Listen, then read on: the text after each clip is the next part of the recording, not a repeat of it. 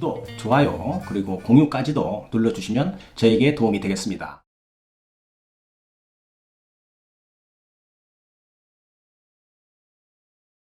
안녕하십니까. 언제나 그 새로운 소식, 유익한 정보, 그리고 확실한 결론까지로 교통사고 피해자에게 도움을 드리는 육장TV입니다. 네. 오늘은 2020년도에 말이죠. 9월 1일부터 변경된 일용노임단가 및 보험회사와 법원에서 임금 결정 기준이 어떻게 이루어지는지를 알아보는 시간을 갖도록 하겠습니다. 네. 그래서 제목도 말이죠.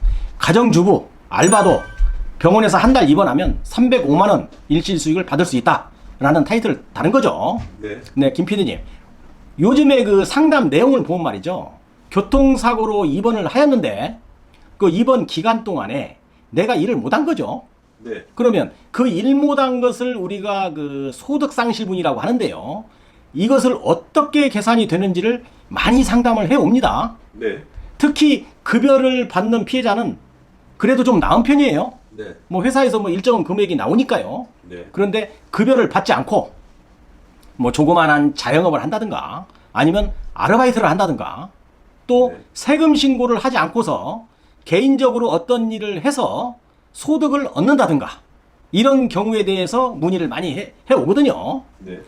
오늘은 사망사고나 장애가 남는 사고, 또 진단 2, 3주 입원한 경우, 또 골절로 입원을 한 경우 등 입원을 해서 발생되는 그 소득 상실분이 있지 않겠어요? 여기에 대해서 설명을 해 드리려고 합니다. 네. 소득이 적용되는 경우인데요. 첫 번째로 급여 소득자가 있겠죠. 네. 일반적으로 뭐 월급 받는 사람입니다. 급여 소득자는요. 뭐 공무원이 될 수도 있고 뭐 대기업도 되고요. 뭐 군인, 경찰관 다 해당이 되는 거죠. 급여를 받으면 급여 소득자라고 합니다. 두 번째는 사업소득자입니다. 네. 사업소득자는 사업소득세를 내는 것이죠. 내가 어떠한 일을 사업 영업을 한다든가 해서 소득이 이루어지는 경우죠. 자, 세 번째 가정주부입니다. 가정주부는 소득이 없는 것으로 알고 있죠, 김 PD님. 네.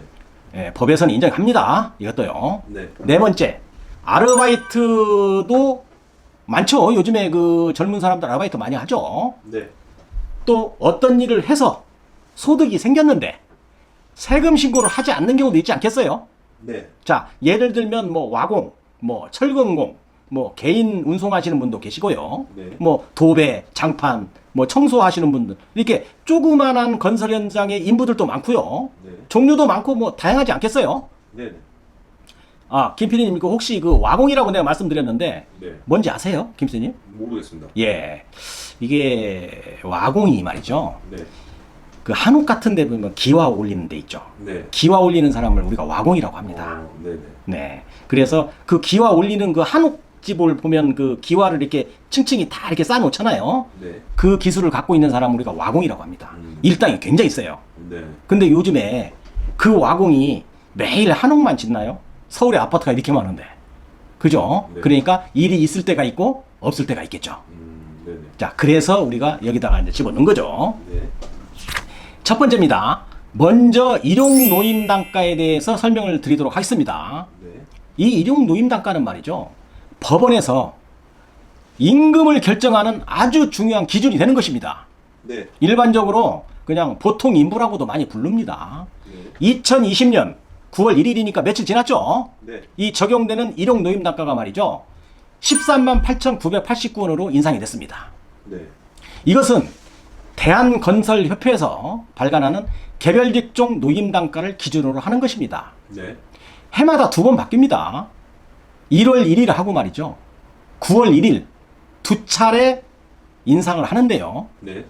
소득이 높아지는 것에 비례해서 1년에 2번씩 약간씩 상승을 합니다. 네. 예전에 비해서 아주 상승을 많이 한 겁니다. 네. 이때 적용되는 일용노임단가인 보통인부의 금액이 아까 말씀드린 1일 13만 8,989원으로 변경된 것입니다. 네. 여기에 노동일수를 22일을 곱하게 됩니다. 네. 그러면 월 305만 7,758원이 되는 것입니다. 네. 김 PD님, 어떻게 이 금액 적지 않죠?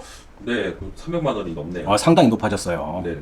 이제 우리나라 소득이 높아지면서 이게 비례해서 늘어났거든요. 네. 그래서 좀 비교를 제가 해드리는 건데 전에 2010년도죠. 정확히 10년 전입니다. 네. 그 하반기 때 말이죠. 하루에 7497원이었어요.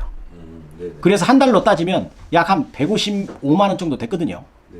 자, 그러면 10년 만에 약 대략적으로 2배 정도 인상되지 않았나요? 지금? 네, 맞습니다. 예, 그만큼 우리나라의 기본 소득이 증가됐다는 겁니다. 이게 왜 중요한지 아세요? 김 PD님? 제가 봤을 때는 말이죠. 네.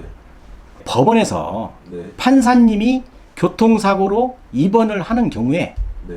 입원 기간이나 아니면 또 장애가 있는 경우나 사망 사고 등 일실 수익을 계산할 때 이 네. 금액을 기준으로 한다는 겁니다. 네. 그럼 일용 노임 단가를 적용하는 대상이 누군지 좀 알아보겠습니다. 네. 아주 강력하게 첫 번째로 제가 집어넣습니다. 가정주부라고 넣습니다. 네. 집에서 살림하는 것도 말이죠. 노동으로 판단을 합니다. 법원에서. 네. 인정을 해주는 거예요. 그러니까 결혼해서 부인을 모시고 사시는 분들은 매월 305만 원의 급여자와 사는 거예요. 네. 부인을 잘 모시고 사셔야 하는 이유입니다. 네. 그냥 공짜로 사는 거 아닙니다. 네. 집에서 주부가 살림하고 애를 돌보고 하는 것도 이 금액 정도의 노동으로 보는 겁니다. 네. 법원에서는요. 주부가 그냥 집에서 노는 거 아니거든요. 좀 이해가 되셨나요? 네. 네. 두 번째는 규모가 적은 자영업자입니다. 네. 뭐 간이 사업자 등록으로 말이죠. 아주 적은 식당을 한다든가 아주 적은 사업장을 운영한다든가 또 뭐 규모가 있는 일반 사업자도 말이죠. 세금 신고를 좀 적게 하는 경우가 많습니다. 네. 다 안 하는 거죠. 네. 신고 금액이 적어도 법원에서는 최소 이 금액 일용 노임 단가를 기준으로 해서 인정을 해주는 겁니다. 세 번째죠. 소득은 있지만 월 305만 원보다 적은 경우가 있지 않겠어요? 네. 직장에서 뭐 급여를 받지만 뭐 처음에 입사를 하고 그러면 300만 원 안 되는 경우 많이 있겠죠. 네. 이런 경우에도 305만 원보다도 적은 경우에는 법원에서도 기본적으로 일용 노임 단가를 적용해서 월 305만 원을 기본 최저소득으로 인정한다는 겁니다. 네. 또한 아르바이트를 하는 경우에 일시적으로 아르바이트를 하는 거죠. 네. 뭐 이거 정규직 아닙니다. 간헐적으로 여러 가지 일들을 하는 경우도 있겠고 이런 경우에도 일용 노임 단가를 법원에서는 적용을 해주고 있습니다. 네. 그 다음에 이제 마지막인데요. 뭐 일이 특별하게 정해지지 않아서 듬성듬성 뭐 일하고 없으면 좀 쉬는 사람들 좀 가끔 있죠. 주변에. 네. 뭐 소득을 좀 입증 못합니다. 뭐 일용직으로 일하는 경우도 있고 이런 경우에도 일용도임 단가를 적용해주고 있는 것입니다. 결론적으로 말씀드리면 만 20세에서 법에서 정하는 65세까지 법원에서 성인에게 적용해주고 있는 기준이라고 보시면 되겠습니다. 그렇다면 보험회사에서도 이 금액으로 기준을 할까요? 아닐 것 같습니다. 김 PD님 벌써 딱 느낌이 오죠? 네. 그러면 얼마나 좋겠어요? 네. 네, 그렇지 않습니다. 네. 약관 기준을 정해놨는데요. 그건 보험회사끼리 알아서 정해놓은 겁니다. 네. 공사부문 보통인부 임금하고 말이죠. 제조부문 단순 노동자 종사자 임금하고 이걸 더해가지고 나누기 2를 해서 네. 25를 또 곱해가지고 금액을 만들어 놓은 게 있어요. 네. 이게 273만 원 정도 됩니다. 네. 보험회사에서는 이렇게 자기네들이 정해놨어요. 네. 법원하고 금액이 좀 차이가 나죠. 네. 자, 일용 노임 단가보다 훨씬 적은 금액이죠. 네. 그런데 이것도 모자라서 이것도 전부 인정 안 하는 거예요. 보험회사에서는. 네. 이 금액의 85%만 인정을 합니다. 네. 그러면 한 달을 교통사고 환자가 입원을 해도 계산을 해보면 232만 7,852원밖에 안 되는 겁니다. 그런데 이런 금액도 보험회사에서 무조건 병원에 입원을 했다고 다 주나요? 또 그것도 아닙니다. 피해자가 소득이 감소했다는 증거를 제시하는 경우에만 적용을 한다는 것이죠. 그러니까 회사에서 급여를 받았다면 네. 또 인정 안 하고 있습니다. 보험회사에서는. 네. 법원에서는 그렇지 않거든요. 이런 식으로 보험회사는 교통사고 피해자에게 아주 빡빡하고 야박하게 적용하기 때문에 부상이 심하거나 장애가 남는 경우 또 사망사고이거나 한 경우에는 법원 소송을 통해서 받는 손해배상과 금액 차이가 매우 크게 되는 것입니다. 그래서 소송을 하는 거예요. 보험회사를 상대로. 네. 그러면 그 대퇴골 골절이나 골반 골절 등 큰 수술을 한 뒤에 4, 5개월을 입원을 한 경우에는 매월 약 70만 원 정도가 차이가 납니다. 그럼 그 금액도 한 300만 원 되지 않겠어요? 네. 그런데 법원은 좀 다릅니다. 설령 소득 감소가 없었다고 하더라도 뭐 소득 감소를 증명하지 않아도 된답니다.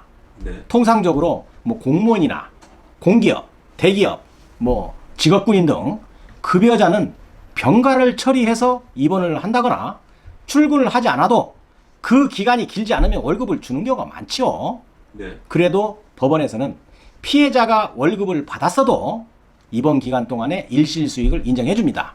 어때요? 보험회사는 인정 안 해주거든요. 네. 이중 지급은 안 된다는 거예요. 네. 법원 기준과 보험회사의 기준이 차이가 이렇게 매우 큽니다. 네. 그래서 나의 정당한 권리를 찾겠다고 교통사고 피해자가 소를 제기해서 네. 뭐 소장을 접수하게 되면 뭐 본사가 있는 그 서울에 있는 보험회사 송무팀으로 사건이 접수가 되는데요.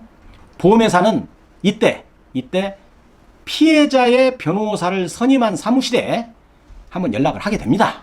네. 그래서 송무팀의 검토가 한번 들어가게 되는 것이거든요.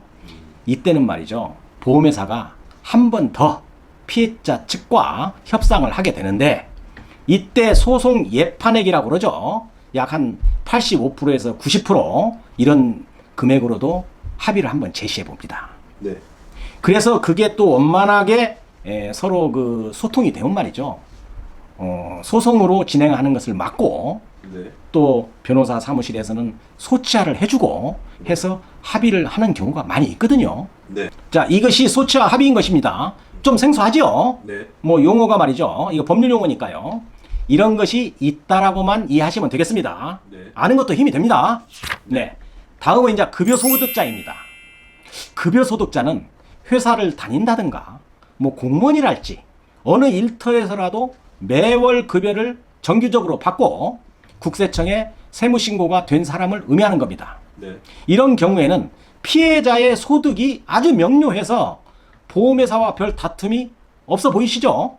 네. 네. 그렇게 보시면 큰 낭패입니다. 네네. 네. 제가 그렇게 물어봤는데 대답하시면 그게 낭패입니다. 네. 네. 매월 평균 한 500만 원을 받는 급여자라고 가정한다면 네. 자, 평균을 따진 겁니다. 네. 급여를 받을 때 김PD님 거의 4대 보험 다 공제하고 세금 공제하고 주죠? 네. 회사에서요.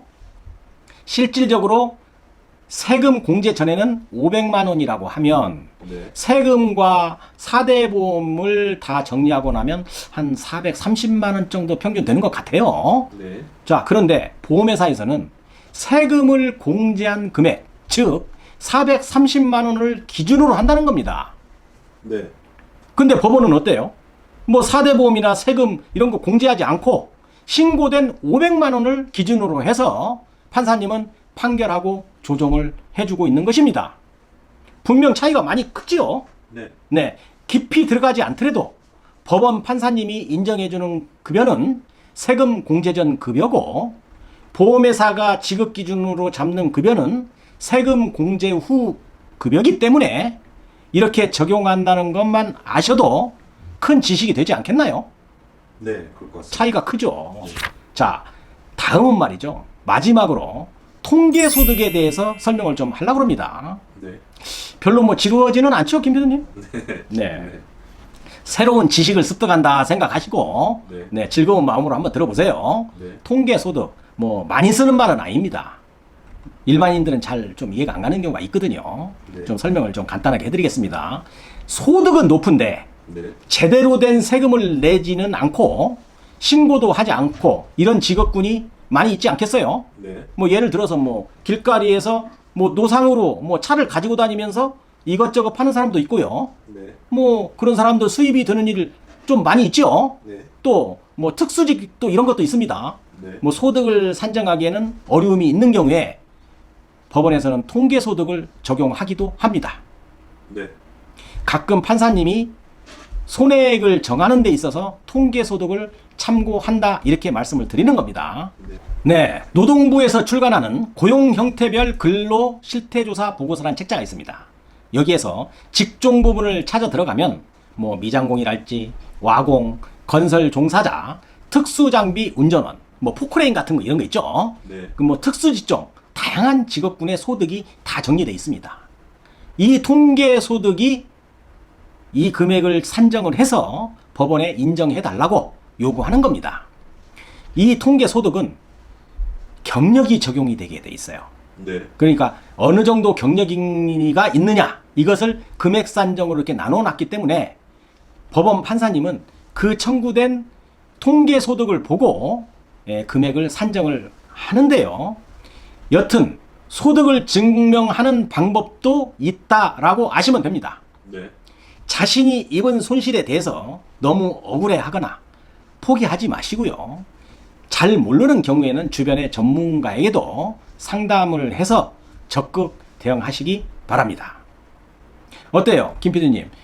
오늘은 교통사고 피해자들의 임금 적용에 대해서 전반적으로 검토하고 설명을 드렸는데요. 이 정도 설명만으로도 피해자들은 내가 어떤 피해배상을 요구해야 하는지를 알 수 있겠죠. 네. 네, 이런 지식으로 피해자의 소중한 권리도 찾겠고요. 어찌 됐든 뭐 조금 도움이 되지 않겠어요? 네. 항상 댓글로 네.